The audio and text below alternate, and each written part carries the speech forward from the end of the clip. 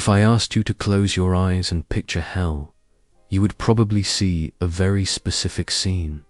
You see a cave. It is underground. It is filled with fire and brimstone. There are red-skinned demons poking people with pitchforks. There is screaming, and above the gate there is a sign that reads, "Abandon all hope, the who enter here." This image is one of the most powerful concepts in human history. It has shaped civilizations, terrified children for centuries, and sold billions of dollars in books and movies. It is the ultimate stick used to enforce morality: be good or burn forever. But here is the problem. If you pick up a Bible, specifically the Old Testament, the Bible used by Jesus and the apostles, and you look for this place, you won't find it. You won't find the pitchforks. You won't find the demons ruling a kingdom of the dead. You won't even find the eternal fire meant for human souls. In fact, for the first 2/3 of the Bible, the concept of hell as we know it is completely missing. So, where did it come from? How did we go from a religion that believed death was just a long sleep to a religion that believes in a cosmic torture chamber?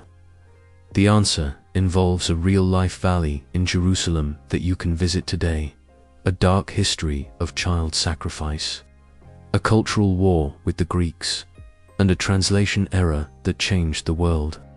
Today, we are going to descend into the underworld. We are going to dig through the layers of history to answer the question, who invented hell? Welcome to the history of the afterlife. To understand how hell was invented, we first have to understand what was there before it. We have to look at the ancient Israelite view of death. If you asked a Jew living in 1000 BC like King David, what happens when you die? He wouldn't say, "I go to heaven" or "I go to hell." He would say, "I go to Sheol."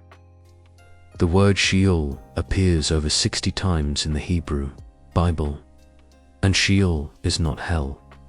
It is often translated in English Bibles as the grave or the pit. Sheol was a neutral place. It was a dusty, shadowy underworld located physically beneath the earth. Crucially, everyone went there. It didn't matter if you were the righteous prophet Samuel or the wicked queen Jezebel. Death was the great equalizer. In Ecclesiastes 9-5, it says, "The living know that they will die, but the dead know nothing." In Psalm 6, David prays, "For in death there is no remembrance of you. In Sheol who will give you praise?" The ancient Israelites were not concerned with the afterlife. They were concerned with this life. God's blessings were physical: land, children, long life, and rain. God's punishments were physical: exile, famine, and early death. Once you died, the story was over. You became a repine, a shade, a shadow, cut off from the land of the living. There was no fire in Sheol. There was no torture. It was just boring.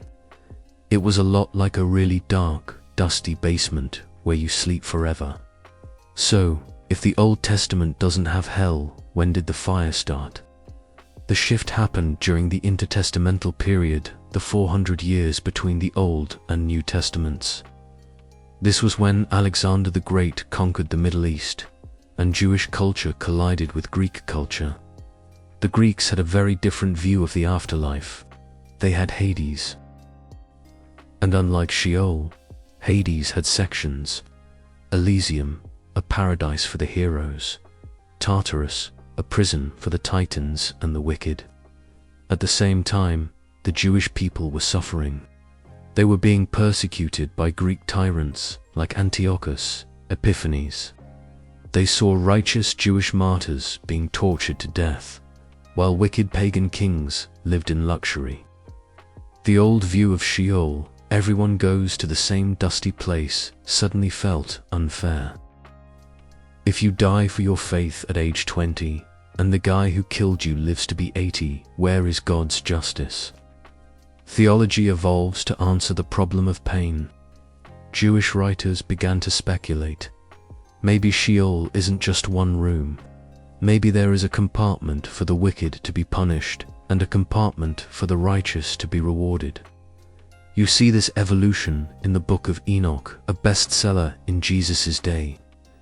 Enoch describes a tour of the underworld where there are burning valleys for the accursed. The furniture of hell was being assembled, but they still needed a name for it. And for that name, they looked at a garbage dump outside Jerusalem. If you open your New Testament and see Jesus talking about hell, the word he is actually using in Greek is Gehenna. He uses it 11 times. And Gehenna isn't a spiritual dimension. It is a GPS location. Gehenna means the valley of Hinnom. It is a deep, narrow ravine on the southern side of Jerusalem. You can literally walk there today. It's a nice park now, but in ancient history, this valley was the site of the worst horror movie imaginable. According to the books of Kings and Jeremiah, this was where the apostate Israelites worshipped the Canaanite god Moloch.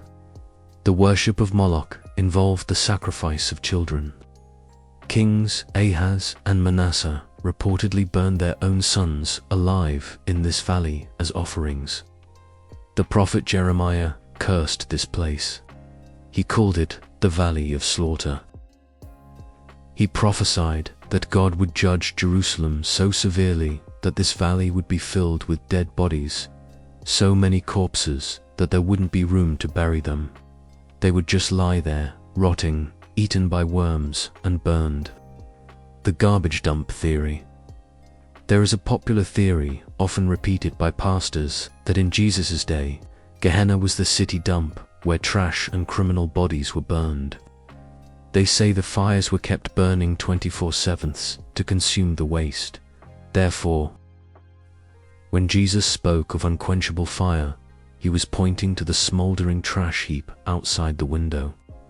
Note, archaeologists debate this. There is no hard evidence it was a literal garbage dump in the 1st century, but the cultural memory of it as a cursed, fiery, corpse-filled place was definitely real. So, when Jesus said, "It is better to lose one part of your body than for your whole body to be thrown into Gehenna," he wasn't necessarily talking about a cavern in the center of the earth. He was using a terrifying national metaphor. He was saying, if you don't change your ways, if you don't stop this violent rebellion against Rome, you are going to end up like the generation of Jeremiah. You are going to end up as a corpse in the Valley of Slaughter. For a 1st century Jew, Gehenna didn't mean the devil's house. It meant the total destruction of your life and legacy. It was the ultimate badge of shame. To be tossed into Gehenna meant you were not buried with your fathers. You were trash. So we have Sheol, the grave. We have Hades, the Greek underworld. And we have Gehenna, the Valley of Judgment. These are 3 different things with 3 different histories. So why do we just say hell? The confusion started when the Bible was translated into Latin and then English. The translators needed a word to cover all these concepts. They chose the Old English word hell, which comes from the Germanic Norse word for the concealed place or the underworld. They took these distinct concepts and smashed them into one bucket. When the Old Testament said Sheol, they typed hell. When the New Testament said Hades, they typed hell. When Jesus said Gehenna, they typed hell. When Peter mentioned Tartarus, the prison for angels, they typed hell. This flattened the theology. Suddenly, the dusty grave of David, the Greek waiting room, and the burning valley of judgment all became the same thing.